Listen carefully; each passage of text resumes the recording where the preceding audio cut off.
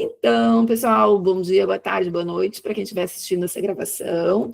A gente está hoje em mais um encontro nossos encontros sobre inteligência artificial generativa. E hoje a gente vai falar sobre aprendizagem para o reforço. E quem vai apresentar para nós é o professor Anderson Ferrugem, professor da Universidade Federal de Pelotas. Anderson, muito obrigada, né, pela tua participação, pela tua apresentação. Estamos ansiosos para te ouvir. Te passo a palavra. Antes de mais nada, obrigado pelo convite, Patrícia. Estou aqui feliz em falar com teus alunos. Espero que eu acrescentar alguma coisa no conhecimento deles. Com certeza. Então, gente, assim, eu fiz uma série de slides, daí eu resolvi voltar um pouco para os meus slides antigos ali que eu apresento na graduação, que talvez seja interessante, porque eles são bem simplesinhos. Depois eu volto para alguma coisa mais complexa. Tá? É mais um overview da área de aprendizado por reforço, né? E aí nós sabemos que nós temos três principais classes de aprendizado. Nós temos o aprendizado supervisionado, o aprendizado não supervisionado e o aprendizado por reforço. O aprendizado por reforço é uma espécie de herança lá do Claude Shannon, né? Um dos entusiastas da área e um dos grandes alicerces dentro da área de aprendizado por reforço. E aqui dentro da nossa área de aprendizado por reforço, ele tem uma aplicação enorme, né? Desde aquisição de habilidades, jogos com uso de inteligência artificial, aprendizado de tarefas, navegação robótica e tomada de decisão em tempo real. Ou seja, a gente costuma dizer o seguinte: toda vez que você não sabe o que vai fazer, se você não tem um conjunto de dados que te mostra uma relação entre entrada e saída, a gente utiliza uma coisa que a gente chama de aprendizado por reforço. Então, a ideia é que eu tenho um conjunto de dados, um conjunto de informação de entrada no meu agente. Esse agente, ele vai interagir no ambiente, ele vai escolher uma ação que ele vai tomar em cima desse ambiente, e aí, de acordo com o feedback do ambiente, né, ele vai favorecer certas ações e em detrimento de outras ações. Então, ele está sempre interagindo com o ambiente. No aprendizado por reforço, o agente ele age em um ambiente e quem dá o feedback se aquela ação foi boa ou não é o próprio ambiente. Então, nós temos assim, ele é muito interessante quando você, no exemplo da navegação robótica, né? Um exemplo na biologia de vocês têm aprendizado por reforço é quando vocês aprenderam a caminhar. Estava tudo muito bem lá, feliz da vida, o pessoal caminhando, engatinhando, e de repente a gente começa a perceber que se a gente andar em duas pernas, a gente anda mais rápido, engatinhando. Só que daí a gente tenta um movimento, tropeça, avança muito para frente, cai para trás, cai para lateral, ou seja, nós estamos tomando um conjunto de ações dentro da N ações possíveis para se equilibrar, e aquelas ações que nos levam a algum machucado ou perda de equilíbrio, nós descartamos. Com o passar do tempo, a gente começa a andar, né? De forma bípede.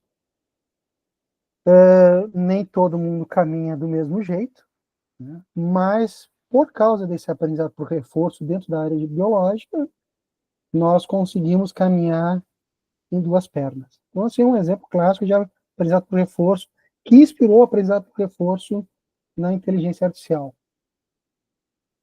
Então, assim, desculpa.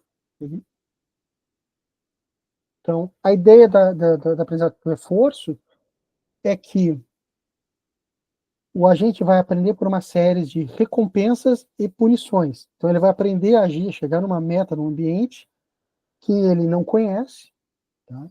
E que tem uma certa complexidade, que geralmente a gente usa aprendizado por reforço em ambientes que nós não conseguimos modelar. Tá? Então, o agente ele vai entrar nesse ambiente, vai tentar chegar em um objetivo, e ao tentar chegar nesse objetivo, ações que desfavorecem ele chegar nesse objetivo recebem punição. Ações que levam ele a completar o objetivo recebem recompensa. Então, a ideia parece uma ideia extremamente simples, né? Claro que quando a gente fala em termos computacionais, recompensa e punição é simplesmente um número positivo ou um número negativo, né? Não é nada disso. Ninguém vai mandar flor ou chocolate para o agente inteligente ali. Não confundam aprendizado por reforço com aprendizado não supervisionado. No aprendizado não supervisionado, nós temos um conjunto de dados, tá? E em cima desse conjunto de dados, o algoritmo vai aprender a extrair padrões. O algoritmo mais comum em aprendizado supervisionado é aqueles de agrupamento, né, de clustering. Então, mas não é isso. Aqui é diferente. Nós temos um conjunto de entrada que nos representa alguma informação do ambiente. Nós vamos tomar uma ação em cima desse conjunto de entradas e essa ação vai nos dar um feedback. De acordo com o feedback, a retroalimentação que nós tivermos da ação, e de acordo com o nosso objetivo, nós vamos ter uma recompensa ou uma punição. Ações que nos levam mais próximos do objetivo são recompensadas, ações que nos botam mais distante do objetivo são punidas, né? E aí eu gosto, por que eu voltei para esses slides, né? Não usei meu outro slide. Porque aqui tem um exemplinho bem simples de um labirinto. Tá? O que eu tenho aqui? Eu tenho um agente, e ele pode ocupar qualquer um desses estados, S1, S2, S3, S4, S8, S7, S5, S6. Tá? E o objetivo dele é chegar em S6, só que ele não sabe como fazer isso. Ele não enxerga a frente. Mas ele pode explorar esse ambiente. Então, ele pode ir de S1 para S2 e de S2 para S1. Então, ele pode começar a fazer uma exploração aqui. Então, vamos dizer que qual é o conjunto de ação que ele pode fazer aqui? O status que ele pode ocupar? Todos esses.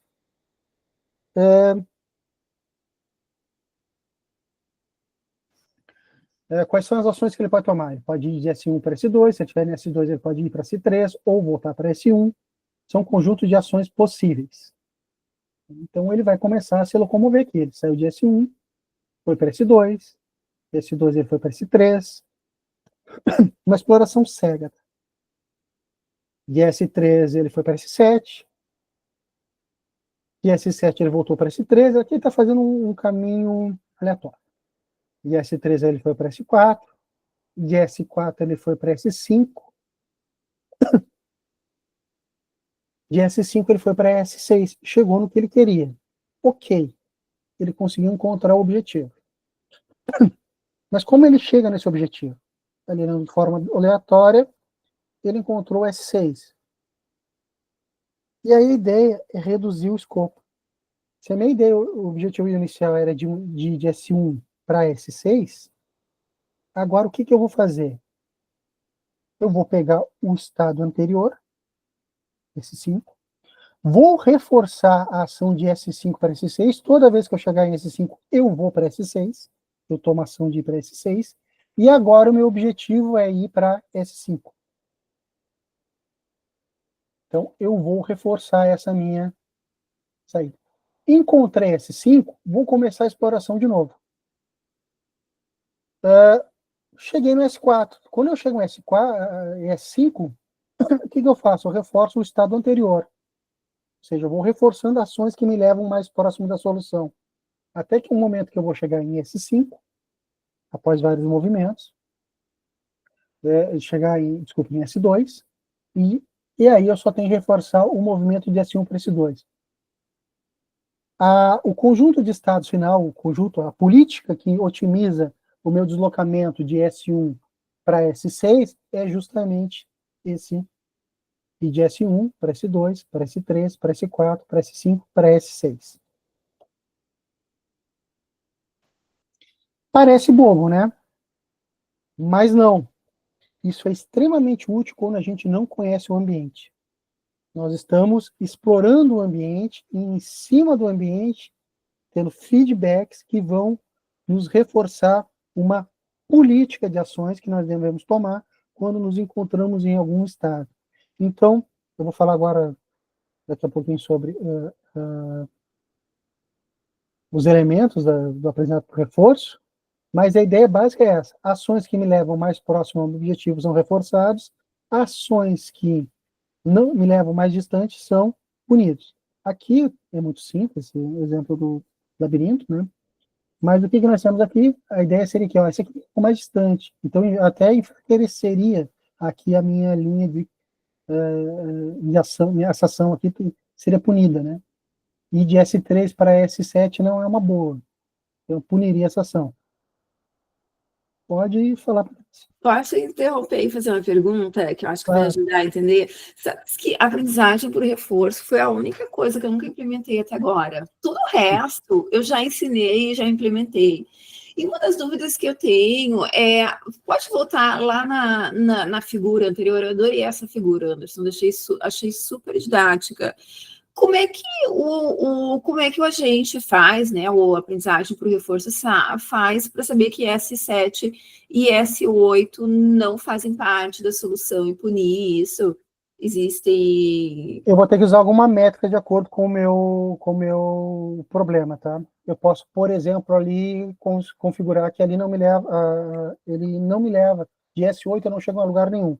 Eu tenho que voltar para o S7. Tá, Então eu vou dar uma heurística ali para punir. perfeito, perfeito. Então, poderia também usar a distância ali, né, reta, mas eu não sei, né? Eu não conheço. Eu só vou descobrir quando eu chegar em S6. E aí sim eu vou de trás para frente fazer essa punição. Tá? Tá. Mas eu tenho que usar alguma meta-heurística, alguma coisa para alguma heurística para saber isso. Então, a princípio aqui no labirinto eu tenho que ter noção mais ou menos que eu estou andando no labirinto. Eu Uhum, cheguei em S8, olha, eu tenho que voltar daqui, eu não vou para lugar nenhum. Então qualquer coisa que me levar para S8 eu vou punir. uhum. Talvez a Depois aí, heurística seja me faz voltar para um estado, né? Então, uhum. me faz voltar para o estado 3 que faz parte da solução, dali vai punindo, né? Ele é Isso. muito Faz voltar para o estado exploratório. anterior, né? Que não faz parte da solução, é. Sabe que o Shannon, ele fez, na verdade, a ideia de reforço, ele usava o jogo da velha. E aí ele imaginava um armário com todas as ações possíveis. Joguei aqui na posição, qual é a aproximação? Os armarinhos que me levavam de um para outro, que me levavam próximo da vitória, ele botava uma marcação a mais. As gavetinhas que não me levavam a nada, ele jogava fora. Chegava no fim, ele só tinha ações que me levavam para chegar na... Eu comecei a jogar o jogo da velha e eu chegava na vitória ou no empate, né? Dessas posições. Mas a ideia dele era bem legal, era uma matriz com um monte de gavetinha, com todas as jogadas possíveis, gavetinhas ruins e tu vai jogando fora. Gavetinha, essa aqui me leva para cá. Então, beleza, bota essa gavetinha uma do lado da outra. Dessa gaveta eu vou para essa. Dessa outra gaveta eu vou para essa. E vou jogando as que não me servem. Então, a ideia do Shannon, lá nos anos 70, era bem da gavetinha jogando, pegando informações do jogo da velha. Se vocês procurarem na internet, é capaz de achar ele com os gavetinhos lá. Com as gavetinhas dele. E Anderson, aqui o algoritmo ele não guarda a solução, assim, né? Para depois ele saber. Não, não. Não, ele Não não é que nem funciona como uma busca. problemas que guarda o caminho, melhor caminho. Não, aqui é Não. só cada nó vai ter uma recompensa ou não, isso, né? Um Exato. valor, uma utilidade. Eu estou no S5. Eu posso ir para o S4 ou para o S6. Qual é a ação que me interessa quando eu estou no S5? Ir para S6. Então não me interessa, nem essa ação que me interessa voltar. Ó. Essa ação eu Perfeito. posso punir porque ela me leva para distante, me atira distante da solução. Então eu posso punir essa solução e reforçar mais ainda ela. Então, assim, tudo que me distancia da minha. Eu sei que eu estou em S1 e quero chegar em S6. Então eu vou reforçar qualquer coisa que me aproxime dessa solução. Obrigada. Pessoal, qualquer coisa me interrompam, tá? Fica muito mais divertido quando vocês perguntam. Então, o agente é qualquer coisa que está interagindo no ambiente, tá? O agente pode ser um robozinho, pode ser essa agente que está se deslocando num espaço de estado. Por exemplo, eu tenho um problema que é controlar as aberturas de uma casa. Eu já tentei fazer com aprendizado supervisionado, saber quais são as entradas e saídas, mas ele acabava sendo inferior a um simples agente inteligente, um simples sistema especialista. Por quê? Porque sempre existe uma pequena variação, alguma coisa, que eu não consigo capturar e atirar para dentro de uma rede neural com um aprendizado supervisionado. Eu tenho que usar um método exploratório para tentar, e, se possível, que esse método exploratório trabalhe em cima, por exemplo, de uma rede neural, a gente chama isso de deep, aprendizado por reforço profundo, né? Que nada mais é que pegar essas técnicas de aprendizado por reforço e tirar para dentro de uma rede neural. E aí eu vou mexer nos pesos. Eu tenho essa entrada aqui, eu reforço ações que me levam para a minha solução. Eu vou chegar, daqui a pouco eu chego lá. Então, a gente é qualquer coisa que esteja interagindo no ambiente. Pode ser desde o meu robinho, o robozinho, desde até um agente de software que está andando na rede. Quero investir na bolsa de valores. Como é que eu me comporto? O que vale a pena investir, o que não vale a pena investir? Então, essa é a ideia. Bom, eu tenho uma função que é chamada política. Política é um conjunto de regras que regem um comportamento, é uma política. O pessoal geralmente pensa política e lembra de Brasília, né? Não é isso. Né? Então, ela é o meu conjunto de regras, a minha ação, a política que eu vou tomar para chegar dentro da universidade. Vou sair, vou pegar o ônibus, vou pagar o motorista. Eu tenho uma política, um conjunto de regras que me levam a chegar na universidade. Né? Então, ela vai me definir a forma como a gente vai chegar nessa solução. E aí, quando a gente lembra como é realmente o sentido original da palavra política, a gente começa a fazer sentido quando alguém fala política de ensino, política de investimento, política de estudos. Né? E a gente começa a entender qual é o significado real da palavra política. Geralmente, a gente usa lá o pi para denotar o conjunto de esse conjunto de regras que denotam o comportamento. A maneira mais simples era aquela que eu já não usava lá para jogos de jogo da velha, né? Uma tabela que relaciona entradas e saídas, e aí eu tenho lá, o Shannon tinha uma matrizinha lá que resolvia lá a política, no final ele tinha uma política ótima para a solução do jogo da velha. Notem que muito legal o jogo da velha, mas o jogo da velha é um exemplo bem simples, né? Quando a gente trabalha com ambientes mais complexos, o tabular, relação de entrada e saída, e dar pontuação para eles não é uma boa estratégia. Funciona muito bem em espaços pequenos, espaços de busca de representação de conhecimento pequeno, mas em espaços amplos não é uma boa. Bom, além da minha política, que é uma coisa mais geral, eu tenho uma coisa chamada função de valor. Tá? A função de valor vai lembrar um pouco aquela a função que a gente usa lá em busca, né, que me diz o quão bom é aquele estado. Tá? Então, a função de valor, ela associa um peso para aquele estado, que pode ser um estado intermediário. Tá? E aí, em cima disso, né, eu vou trabalhar em cima, ele igual ao total esperado de recompensa recebida pela gente a partir do estado inicial. Isso lembra muito aqueles algoritmos de busca. Quando eu estou num estado, qual é a estimativa de eu chegar no estado final? Eu associo um valor ali àquele estado intermediário. Tá? Então lá o S5 ele passa a ter um valor depois que eu cheguei no S6, no exemplo do labirinto. Aí eu posso associar um estado alto para ele, um estado de valor alto. Eu posso pegar lá um estado S8 lá do labirinto, que ele fica preso, estado de valor baixo. E depois eu vou mostrar as equações ali para ver que fica mais simples. Né? Então, a função de valor ideal, né, ela vai ser aquela que tem o maior valor para todos os estados em comparação com outras funções de valor. Ou seja, ela está ocupando o ápice ali em termos de valor numa distribuição de dados de valor. Então, assim, e assim, a função ideal é aquela que tem o maior valor.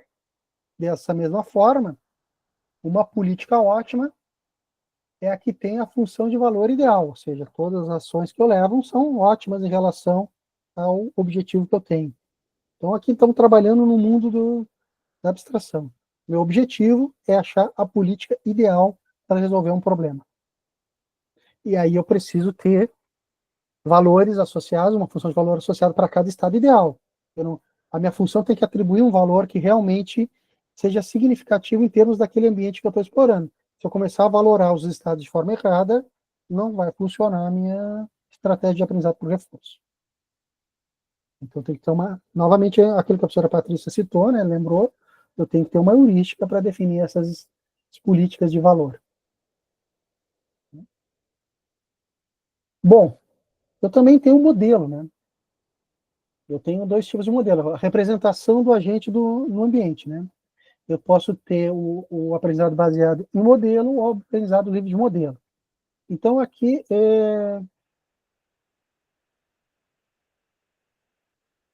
eu tenho um exemplinho bom aqui. Eu quero ir da minha casa lá para a universidade e eu tenho um mapa. Ou seja, eu tenho um modelo do mundo. Eu tenho onde me guiar e usar um referencial para chegar na universidade. Por quê? Porque eu já aprendi esse mapa. No aprendizado livre de modelo, eu não tenho mapa. Eu tenho que sair explorando o ambiente. No aprendizado com modelo, eu tenho uma representação do ambiente. Então, assim, quando eu falo que eu tenho um aprendizado com modelo, significa que aquela experiência que eu tive anterior, explorando o ambiente, ela é armazenada em algum momento e eu posso usar isso para novas experiências. Agora, eu não quero ir para a universidade, eu quero ir para, sei lá, para o supermercado ali próximo. Eu posso usar essa experiência anterior e aí eu vou modificando os valores para chegar no meu novo objetivo, mas eu já tenho uma noção do que foi explorado. A ideia de modelo é essa. Posso ter ou posso não ter o modelo.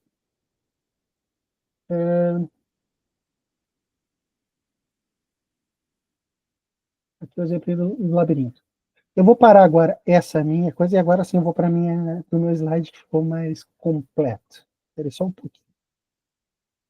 Isso aqui era só para dar a ideia que eu falo lá eu dou um overview da área para o pessoal da graduação, mas agora vamos falar um pouquinho mais sério. O Anderson, enquanto isso, posso te fazer uma pergunta? Com certeza. Então, assim, aquele exemplo que você deu dos estados, né, daquele pequeno labirintozinho lá do S1 a S8, aquele seria sem modelo, a não ser que ele sem modelo. Tá. Aquele sem modelo. Perfeito. Eu falei no chão, não tá aqui ele aqui. Tá certo. Não, cara, tão esquecido, eu não lembro do turno, então não esquece do Xanon, eu gosto do Xanon. Deixa eu botar aqui. Não. Chega. Tá. Bom, então a gente entendeu assim, mais ou menos por cima, o que é uma política, o que é um valor, né, o que é um estado e uma ação.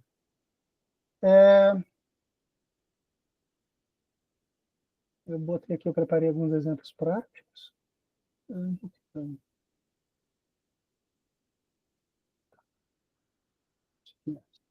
Então vamos dar uma olhada aqui.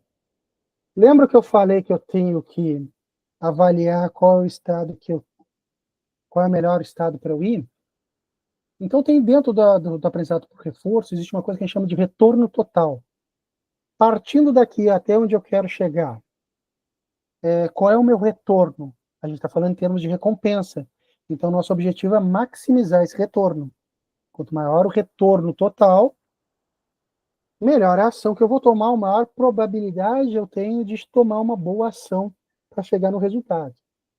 Então, aqui, esse conceito aqui, ele vai ser a soma de todas as recompensas futuras que a gente espera receber ao seguir uma política específica, a partir de um determinado estado. Então, a partir lá do meu S1, vou até o S6.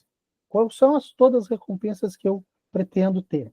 E aí, como isso é uma estimativa, é um retorno total, eu posso ponderar essa soma. Então, aqui eu tenho uma recompensa para o próximo estado, eu tenho uma recompensa gama mais RT mais 1, estado mais 1, tempo 1, gama ao quadrado vezes RT mais 2, gama ao cubo mais RT ao 3. Notem que à medida que eu vou avançando, o meu peso vai diminuindo.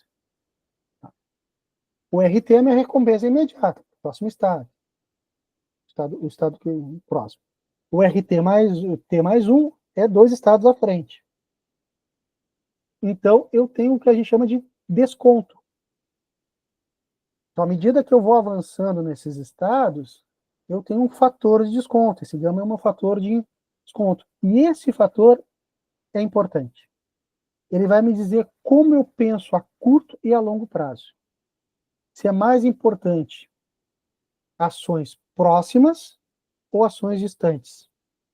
Então, geralmente a gente bota aqui um valor entre 0 e 1 para determinar esse meu retorno total.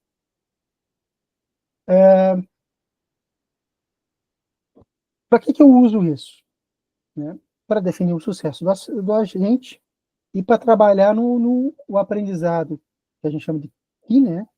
Learning, e as políticas de gradiente. Qual é o objetivo aqui? Balancear recompensas imediatas versus recompensas futuras. Por quê? Aqui tem um exemplinho. De repente não vale a pena eu sacrificar. O pessoal que joga dama, às vezes não é mais interessante entregar as damas ali e abrir o meio para depois atacar? Às vezes é melhor perder agora para ganhar no futuro. Se eu vou fazer isso, então talvez eu tenha que valorar mais os estados futuros do que os estados atuais. Então, o retorno total, ele influencia na forma como o algoritmo enxerga as recompensas.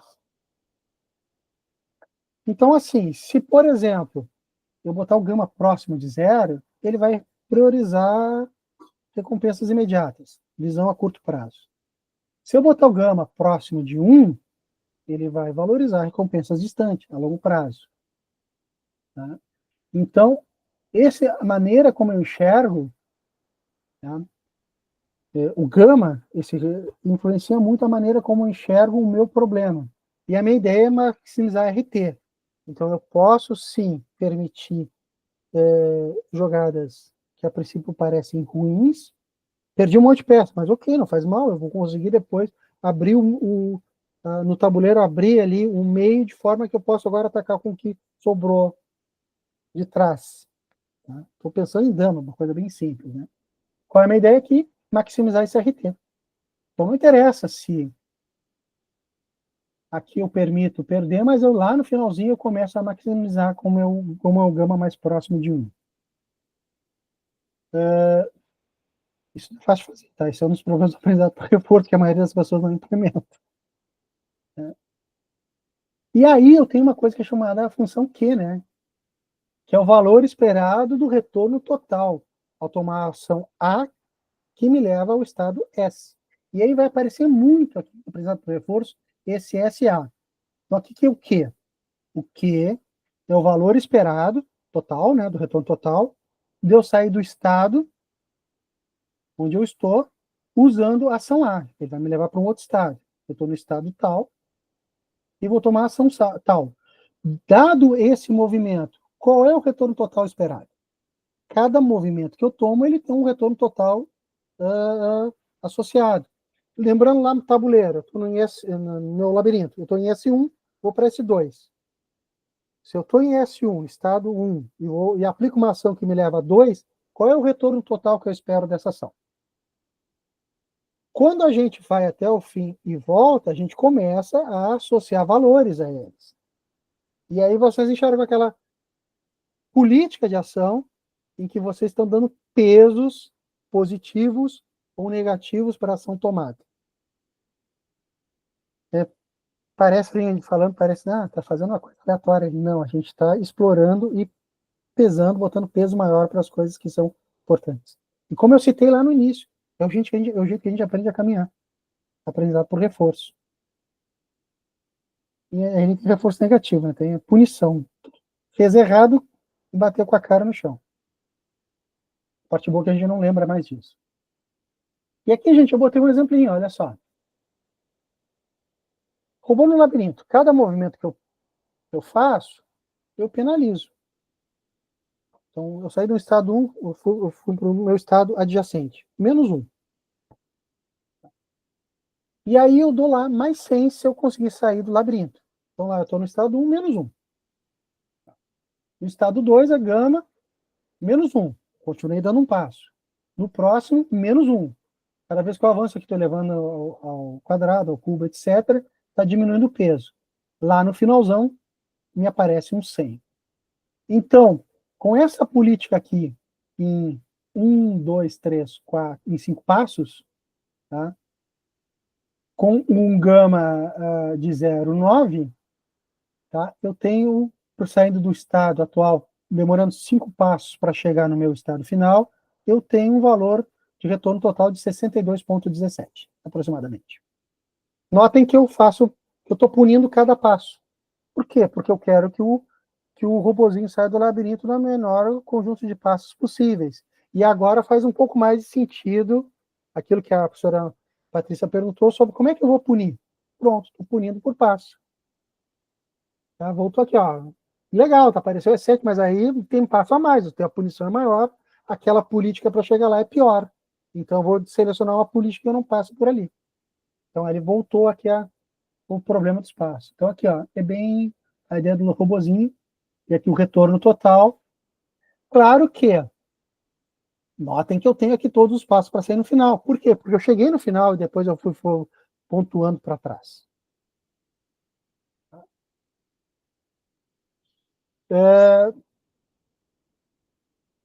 Agora, pensando aqui, eu botei aqui, se gama for igual a zero, o robô ignoraria recompensas futuras, né? O RT seria só menos 1. Ele só veria, vamos botar aqui para equação, só veria esse passo. Qualquer outro passo fora o imediato seria ignorado. Está aquele ali um gama zero, eu só enxergo os estados adjacentes. Não enxergo nada além disso. Se eu botar botar o peso total, a minha recompensa de distância ela seria um peso total. Claro, quanto mais passos, pior, mas eu garantiria que sempre, no último passo, eu teria a recompensa máxima. Por quê? Porque meu gama vai de 0 a 1, né? Aqui, por exemplo, se eu botar 0, só tenho 1. Se eu botar gama igual a 1, em vez de 62,17, eu vou ter 96 para o passo final. Aqui eu botei passo a passo, né? Assim. Aqui, porque usar gama T, porque não tem menos 1, é porque o primeiro termo não é descontado, né? Seria gama elevado a 0 igual a 1. Então, não, ele não entra aqui na equação, vinha. Gama elevado a 0 é igual a 1, então 1 vezes menos 1 é menos 1. Então, não precisamos se estressar com isso.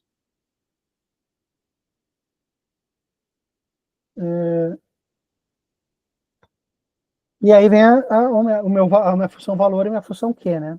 Valor, função valor é o retorno total esperado a partir do estado S, estado intermediário, e a função Q é o retorno total esperado ao tomar a ação A em S. Então, uma coisa é o valor, o retorno total esperado a partir do estado S. Então, naquele estado, qual é o maior valor esperado a partir de S, né? Ah, bom, agora eu estou no estado S e tomo uma ação A. Qual é o retorno total se eu tomar essa ação? E se eu tomar a ação B? Qual é o retorno total se eu tomar a ação? Tá? Então, uma coisa que me avalia, me pontua, eu estando num estado, tomando uma ação. Então, ele vai me pontuar as ações a partir daquele estado. E V é o conjunto de, realmente, o valor associado àquele estado. Então, uma coisa é, eu fiz uma bobagem. Bom, qual foi meu que associado à minha bobagem? Fiz uma coisa legal. Qual é o valor associado a essa ação? E outra coisa é o estado em si, né? Qual é o valor máximo associado àquele estado? O valor atribuído àquele estado. E aí, como eu falei, né? O valor Q, e ele é o valor que está associado entre estar num estado e tomar uma ação. E qual é a minha política ótima? Minha política ótima é justamente achar o maior Q. O maior conjunto de estados que me levam, né? Então, aqui, ó, eu tenho que maximizar esse cara aqui. Então, política ótima, meu pizinho lá, escolhe a ação que maximiza aqui. Qual é essa ação? Bom, tem que fazer aquela coisa exploratória, associar pesos, etc., para poder fazer. Labirinto sempre é bom para fazer isso. Legal, mas peraí, eu estou trabalhando com tabulação, como é que eu faço isso, etc. Como é que isso chega em deep learning, né? Bom, agora quem vai tentar me maximizar, eu vou ter uma rede neural, e vai me receber a ação e vai retornar o estado Q. Então agora, a minha política é treinar essa rede baseada no meu Qzinho assim. A ação que eu tomo me leva, eu estou no estado S, me leva ao estado A, e essa é uma boa ação, então eu vou ter que maximizar eu vou ter que manter esses pesos. Notem que agora eu vou usar a política de aprendizado por reforço nos pesos. É aí que eu vou manter. Então, aqui, a ideia aqui é minimizar o erro entre Q e o alvo. A minha ideia é maximizar essa entrada de novo Q, essa política de ação. A rede, ela aprende o que a rede aprende? Ela aprende uma relação de entrada e saída. Mas essa relação de entrada e saída, qual é que me faz, por exemplo, me locomover minimamente no labirinto? Aqui um exemplo clássico. Eu tenho um artigo, acho que é de 2016, do Atari. Tá? Qual é a política de ação que me faz eu vencer esse jogo? Tá? Então, eu vou, na verdade, tentar maximizar a minha política aqui em cima dos estados que me levam de S para A, como eu gaminho aqui. Ó. Tá? Deixa eu ver, eu não consegui, eu ia colar aqui o breakout. Deixa eu ver se eu consigo aqui. Depois eu dou uma olhada, eu volto aqui para ver se eu consigo breakout usando aprendizado por reforço. Né? O que é legal, então? Então, o DeepKN, né, o DKN, Deep Key Networks, né, ele usa redes neurais profundas, e aí vocês podem atirar a CNN de vocês ali, para aproximar a função, ele continua aproximando a função, só que agora a função que ele quer é QS, QS de A. E aí vocês podem aprender comportamento em ambientes complexos. E isso, gente, isso mudou o jogo. Porque até então nós tentávamos aprender relações lá de entrada e saída, só que daí o Google lá no AlphaZero usou exatamente essa estratégia.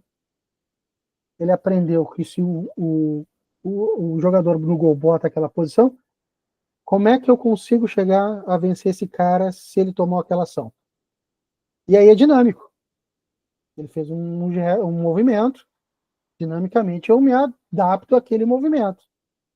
E aí a minha rede começa a generalizar não a próxima jogada, mas a política de ação que ele tem que tomar.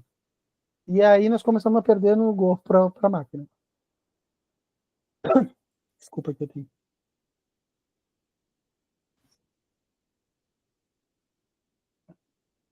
Eu vou agora depois procurar ver se acho aqui o gol. Qual é o problema, né, das limitações do Q-Learning tradicional? Tabelar, aquilo que eu falei da tabelar, né? Geralmente eu vou fazer uma tabela entre estado, ação, e aí eu vou tabelando isso e vou mantendo isso numa tabela. Não funciona se eu tiver muitos estados. O Q-Learning não vai conseguir generalizar para estados que a gente não viu antes. Ele reforça ações. Tá? Vou andar no meu labirinto, ele reforçou aquela ação. Apareceu uma coisa totalmente diferente, ele vai ter que aprender e se remodelar, refazer tudo que ele já fez de novo. Eu vou abrir um braço ali no meu labirinto e criei um outro caminho, e eu compliquei a vida dele. Ele vai ter que explorar de novo e ver se não tem, se não é melhor andar para aquele caminho, etc. Não é que o aprendizado por reforço não funciona. Ele funciona, mas essa capacidade de generalizar não vai rolar, ele não vai conseguir. Ele tem que explorar novamente, atribuir os pesos, etc. Com o DeepKN, eu vou substituir a tabela Q, tem que fazer a tabela de Q, a rede neural que aproxima Q de S de A. É ela que resolve o meu problema. Minha entrada é o estado, e minha saída são os valores de Q para cada ação possível. Então, ao invés a minha relação de entrada é encontrar o melhor ação que me leva, que maximiza eu sair de um estado S1, por exemplo. Qual é a ação que é melhor eu estando no estado S1? É ir para S2. Então, beleza, essa aqui eu vou maximizar. E aí, A partir do momento que eu faço essas ações, estou lá jogando Go, mexeu alguma coisa, não tem problema. Ele já está mais ou menos, ele já sabe qual é a política que vai fazer, não é uma tabela precisa, ele vai simplesmente se readaptar para aquele estado novo. Então lá, como é que fica? Tem lá meu input, que vai ser a entrada, que por exemplo ele deu o frame do jogo, mas pode ser qualquer coisa, as camadas convolucionais, as camadas densas, que vão mapear as features para os valores de Q, e meu output, né, que é o vetor QDS, que vai me estabelecer as minhas políticas de ação. Meu objetivo é maximizar QDS que me leva a A. Né? E olha só que legal. Eu vou ter que minimizar isso aqui, né? Então, o Q, S e A vai ser calculado pela rede. O target ideal é aquele que geralmente, aquele que maximiza a minha recompensa futura, tá? E aí eu vou ter algumas coisas para facilitar a vida do DQN, né? Eu posso ter, lembra aquele negócio do modelo, né? Eu posso até ter um replay de experience, né? Armazenar experiências e um bufferzinho. Mostrar lotes aleatórios para quebrar correlações temporais. Porque mesmo assim eu vou ter alguns probleminhas ali, porque eu estou explorando um espaço que eu não conheço, né? Então eu posso usar essas estratégias para servir como uma espécie de cola ali para o meu algoritmo, para manter alguma referência. Eu posso usar uma rede auxiliar ali, de alvo, para calcular o target, para tentar evitar oscilações. Só vai ficar um pouquinho mais lenta, né? Bom, aqui é o princípio básico de qualquer rede, né? Vou coletar os dados, armazenar as experiências no buffer, treinar em lote, atualizar a minha redezinha e fazer a atualização da rede que está ali de apoio para o alvo. Tá? Onde é que eu vou utilizar isso? Jogos, né? O breakout ali do Atari, onde são as mãos, robótica. O meu exemplo que eu dei ali, eu preciso de um prédio que aprenda a se comportar de forma a minimizar o custo, o gasto de energia e maximizar o conforto das pessoas que estão no prédio. É uma coisa contrassenso a outra. Eu quero deixar mais confortável, vou lá e ligo um ar-condicionado. Legal, resolvi o problema, mas gastei mais energia. E se eu te fizer uma ação que é abrir a janela, desligar o ar e alcançar o mesmo objetivo? Então, aqui, agora a minha rede, em vez de saber o que vai fazer, ela vai explorar o ambiente. Olha, abriu a janela para tais condições climáticas, ficou bom. Não vou ligar o ar, porque o ar, vamos dizer assim, o seguinte, eu consigo um conforto lá, vou botar uma escala de 0, não está nem quente nem frio, ligando o ar, e lá eu, abrindo a janela, eu consigo uma escala de 0,0001 negativo. Um leve desconforto para frio. Só que eu tenho uma punição bem grande porque eu estou gastando mais energia. Então a melhor política ali vai ser abrir a janela e não ligar o ar.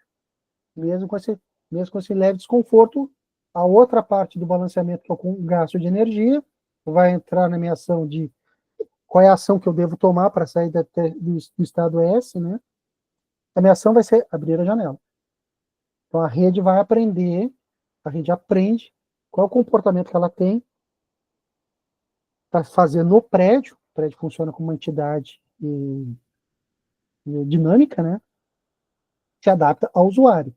Se os usuários começarem a sentir frio com uma temperatura mais alta, ele vai se adaptar. Então, ela tem aquele peso inicial, só que eu acabei mudando a minha valoração dos pesos. E aí ele vai ajustando os pesos ali. Mudei a relação de entrada e saída, ele vai continuar querendo maximizar a saída, o Q de S para A, ele vai querer continuar maximizando as políticas, só que agora ele trabalha em cima de uma rede neural. Mudei a relação de entrada e saída, mudei os pesos, vou mudar os pesos também. Então, a minha rede neural ela só faz o papel da função Q. A função Q, que é descrita ali manualmente no original, ela agora foi troquei para uma rede neural. Quais são os problemas que eu tenho, né?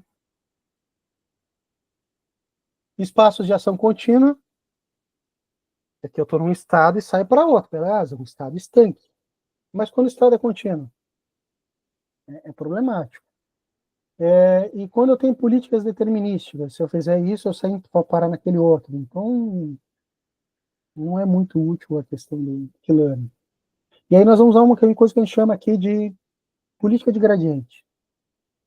E aí, em vez de ele trabalhar em cima do quê, porque agora eu tenho um estado contínuo, fica difícil. Eu não tenho mais um estado discreto, S, A. Eu tenho contínuo, então eu não posso trabalhar mais em cima direto do estado S, é um estado contínuo. Eu tenho que trabalhar direto na política de ação. Então, aqui, aí eu vou poder trabalhar em ações contínuas. E aí eu vou usar a política de gradiente. Então, ele vai executar política, registrar estados, ações e recompensas, aumentar a probabilidade de ações com alta recompensa e atualizar pesos via gradiente. Então, a atualização dos meus pesos agora, né, é em cima do gradiente.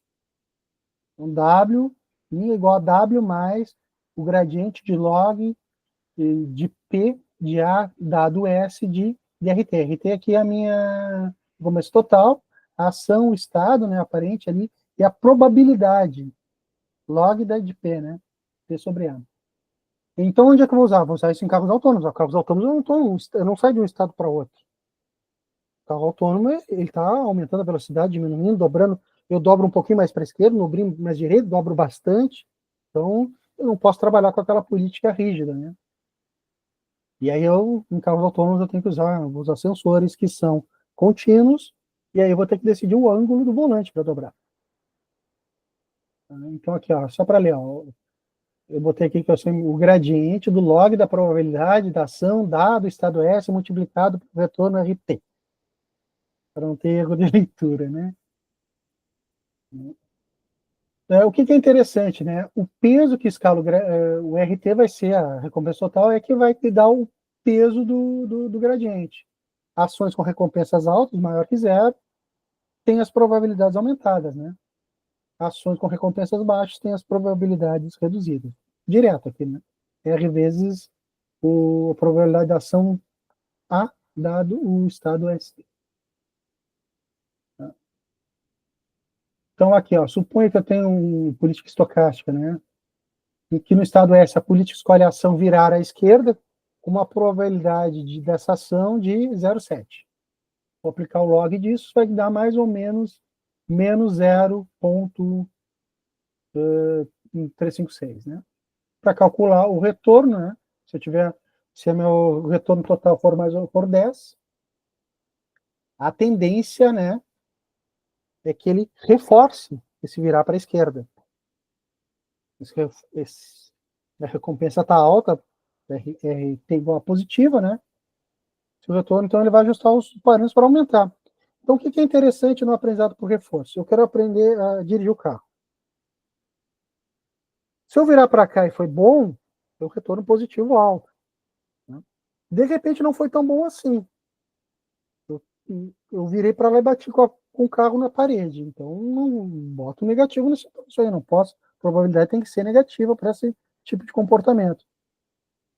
Então, aqui, por exemplo, se eu retornei aqui menos 5, o valor total, ele vai começar a reduzir a probabilidade de eu tomar essa ação, dado o estado atual. Olha, não é muito legal em direção à parede. Então, a recompensa não me interessa só dar uma recompensa positiva, eu tenho que punir mesmo, nessa questão de política contínua. Então, eu puni em cima do gradiente. Eu não tenho como punir o estado. Então, eu tenho uma ação aqui que me leva. E por que o log? O log é simplesmente para evitar problemas numéricos com probabilidades pequenas. É só para isso. Por isso que a gente está usando o log ali, né? Porque o gradiente de log de P é igual ao gradiente de P sobre P. Então, é só para resumir. Então, aqui esta aqui é a minha política de ajustes quando eu trabalho com a política de gradiente. É basicamente isso. Eu tenho o gradiente, o log da probabilidade e o retorno. Então, com isso, eu consigo trabalhar em cima de espaços contínuos. Eu botei aqui. Né,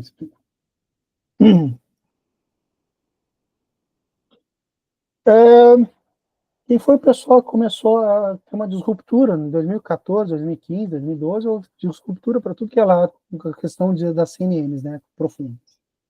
O AlphaGo, ele pegou lá as redes neurais profundas e tacou ele aprendizado por reforço em cima. E aí conseguiu vencer humanos do Go. Até 2012, 2013, eu chegava na aula e dizia assim, a gente não conseguiu fazer nenhum computador que vença ser humano no Go. Não consegue chegar nem em nível amador. Então, de repente, de um ano para o outro, eu tive que mudar. Porque não só ele conseguiu vencer seres humanos, como ele venceu o campeão. Então, ele saiu do nível muito ruim amador para um nível ótimo de excelência. E o AlphaZero, né, ele nada mais é que o AlphaGo com bombado, né? Ele joga contra ele mesmo e ele aprende a generalizar sozinho. Então, ele fica jogando play, aprende, melhora a política, aprende, melhora a política, melhora a política. Ele não tem nenhum. O AlphaGo foi alimentado com dados, com jogos com seres humanos. O AlphaZero não, ele jogou com ele mesmo. E foi se reforçando as políticas que levavam à vitória. Então, imagina o seguinte: o aprendizado que a gente dá tão pouca importância, porque a gente começa a olhar aqui para cá, ver para cá, ir para lá, e parece que é um bicho de sete cabeças, ele é extremamente útil quando a gente não sabe o que vai fazer. A gente não tem nenhuma informação sobre o ambiente, ou que a gente não sabe o que é o melhor para fazer. A gente não tem uma relação de entrada e saída. Nós temos que aprender interagindo com o ambiente. Eu vou ver se consigo aqui. Eu vou abrir aqui. Eu não queria abrir o... Quero ver se eu consigo. Eu não dou tempo de botar a rede. Deixa eu ver aqui. DPL. Breakout.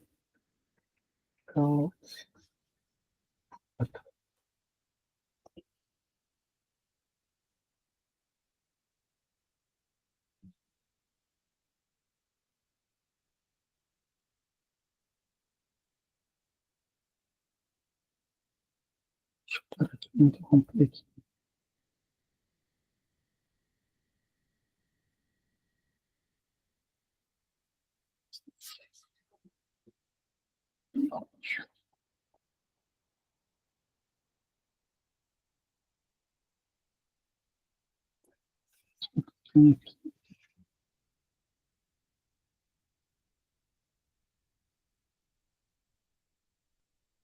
Anderson, eu vou aproveitando e colocando uma próxima pergunta para te pensar e responder depois que estiver aberto aí. O diferencial desse que tu fala, assim, de um ano para outro, né, que eles conseguiram, acho, eu acho que... Vamos mostrar, depois eu faço uma pergunta. Esse aqui está usando o Breakout, isso aqui foi um artigo, 2016, eles aplicaram uma rede com CNN e aplicam a política de... o DQN mesmo. Né? E aqui, vocês não sabem isso, mas isso era os jogos que a gente jogava nos anos 80. 20 minutos, 2 horas de treinamento. Nossa, que legal. Ele aprendeu a jogar. Uhum. Depois de 2 horas. Bacana. Ele vai explorando, errando, explorando, errando. E aí ele vai aprendendo a melhor política de ação, tá? Uhum. 240 minutos de treinamento. O pior é que às vezes ele toma algumas ações que a gente não imaginava fazer. Olha só que legal.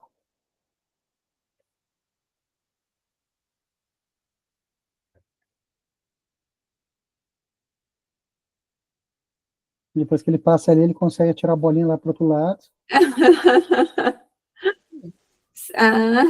Nossa, super aprendizagem, incrível, né?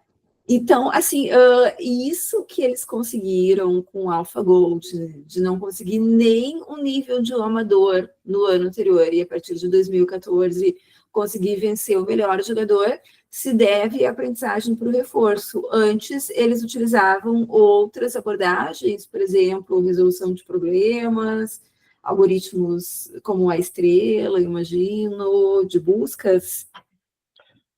O mais comum, acredito, o problema do Go é a explosão combinatória no início, né? Porque ele é Aham. eu só não sei se vocês já jogaram Go, Eu nunca joguei. deve ter jogado uma coisa, aqui no Brasil a gente jogava uma coisa que era bem parecida, que é pontinho, né? Pegava um Aham. papelzinho, desenhava um monte de pontinho e começava a fazer uns tracinhos de cercar. É basicamente a ideia do Go, né? Quando você tem o Go, você tem que cercar o inimigo e não deixar ele nenhum movimento para ele. Então, de certa forma, a gente jogou um Go lá e tal. Só que são peças com o mesmo valor e teu objetivo é só botar peça e cercar o adversário. Então imagina o seguinte, tabuleiro vazio, tá? 64 por 64, eu não lembro exatamente como é que tem quantas cruzamento. Se eu botar essa pecinha no meio, onde será que o jogador vai jogar próximo? Sei lá, ele pode jogar em qualquer lugar. É infinitamente grande a possibilidade que ele tem de jogar uma pecinha. Então, assim, são tantas jogadas no início possíveis, e cada jogada tem um desdobramento também enorme possível, que a gente não conseguia reproduzir isso através de algoritmos de busca ou algoritmos tradicionais. E aprendizado, também por reforço, tabulamento não funciona, porque teria que ter uma tabela gigantesca. O problema do Go é a explosão combinatória. Por incrível que pareça, é muitas vezes maior que a do xadrez. E sendo um jogo extremamente simples em termos de peça. E o que ele fez, né? Ele aprendeu a política. Estou nesse estado, vou para esse. Beleza, tanto faz se eu jogar aqui ou lá.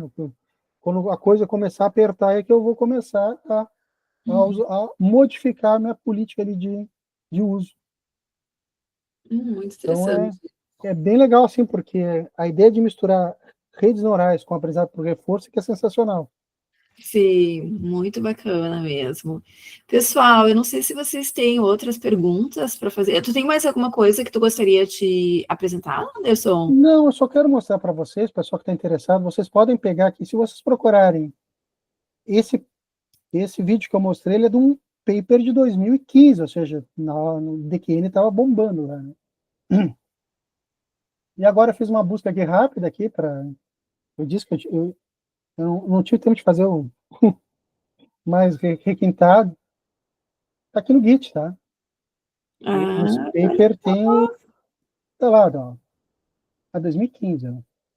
que bacana. E aí Dá você até para replicar aí, então. replicar Baixar, ele, né? Faz, executar. ele usa o bufferzinho ali, que é uma boa estratégia de manter essas informações já fora. E aí, gente, o céu é o limite. Pegar e brincar com isso aqui. Que legal. Eu gosto muito da ideia de aprendizado por reforço. Ela tem muitas Aham. aplicações, porque você não sabe o que fazer, vai aparecer o aprendizado por reforço. Perfeito, muito legal, muito legal. Nossa, eu não sabia nada de aprendizado por reforço. Agora sei tudo, Anderson. Muito obrigada. Mas tu viu que, na verdade, não é. A gente sabe, tu sabia? Só que a gente fica com. Sabia só a teoria, né? Sabia como é que funcionava, sabia a teoria, mas eu sentia falta de entender um pouco mais como é que as coisas funcionavam embaixo do pano. E daí, com a tua explicação, eu entendi onde é que entrava a rede neural, por exemplo. Ficou bem claro, foi bem didático. Obrigado. Eu não sei se o pessoal tem mais alguma pergunta para o professor Anderson, professor Ferrugem, na verdade. São os dois são a mesma persona. Então tá, então eu vou parar a gravação aqui. Deixa eu só parar a gravação aqui.